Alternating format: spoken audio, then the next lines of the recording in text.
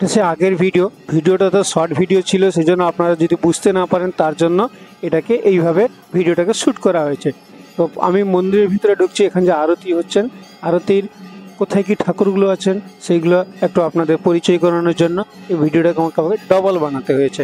তো এটা আমার কাজ আপনাদের দেখানোর জন্য, এটা আমার দায়িত্ব, সেই জন্য আমি আপনাদের দেখাতে যাচ্ছি। এবার আপনারা দেখুন সেই ঠাকুর। এইখানে কি হয়, আমাদের যে খই বা আমরা যে মুড়ি বলি, এটা আহুতিতে সেটা দেওয়া হচ্ছে। দেখুন সবাই দিচ্ছেন আহুতিতে, এটা এখানে পুরোহিতরা বসে রয়েছেন, আহুতি হচ্ছে। তো সেইখানে আমরা ওই খই মুড়ি যে যেমন যার যেরকম মানত আছে সে নিয়ে এসে ওনারা ওইখানে ঢালছেন। তো আমরা একটু আগে এগিয়ে আপনাকে আরেকটা জিনিস দেখাচ্ছি। তো দেখেছেন কত বড় বড় ঘন্টা কন্টিনিউয়াসলি বাজাতে থাকেন ওনাদের। সেই মনসা মায়ের আতুর ঘর। আমরা আরেকটু এগোই, তাহলে আপনাকে আরেকটা ইনফরমেশান দিই। কারুর যদি বড় মানত থাকে বা কারুর যদি মনের কোনো খুব কাজের মধ্যে খুব বাধা বিঘ্নের ভিতরে যাচ্ছেন, আপনারা অতি অবশ্যই আপনারা এখানে আসবেন। আপনার মা মনসার নামে আপনারা মানত করে যাবেন, আপনাদের মনস্কামনা 100% সফল হবে। সব দর্শক বন্ধুদের নামে মায়ের কাছে, মা মনসার কাছে পুজো দিয়েছি, অঞ্জলি দিয়েছি। মা আপনাদের সবার ভালো করবেন। আপনারা কমেন্টসে লিখবেন মনসা মা কি জয় হোক।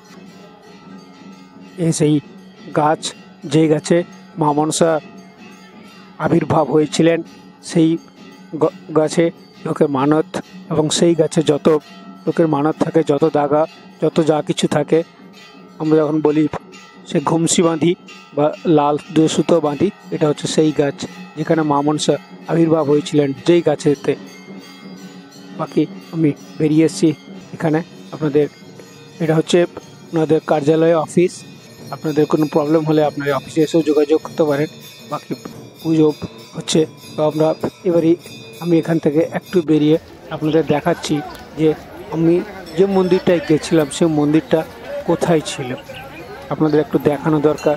এবার আপনার দেখাই যে সেই মন্দিরটা কিভাবে।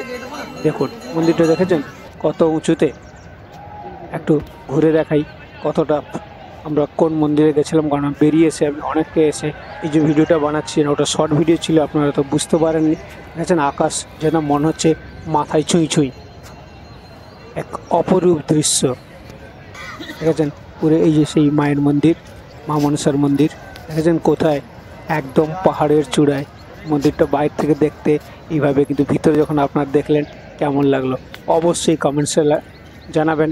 এবং সবাই কমেন্টসে আপনাদের জানানোর জন্য রিকোয়েস্ট থাকলো জয় মনসা মা কি জয় হোক, অবশ্যই আপনারা কমেন্টসে লিখবেন।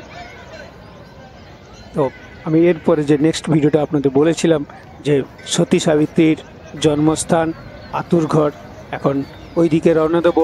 আমি এরপরে ভিডিওটা খুব তাড়াতাড়ি আপডেট দেবো, আপনারা দেখে নেবেন।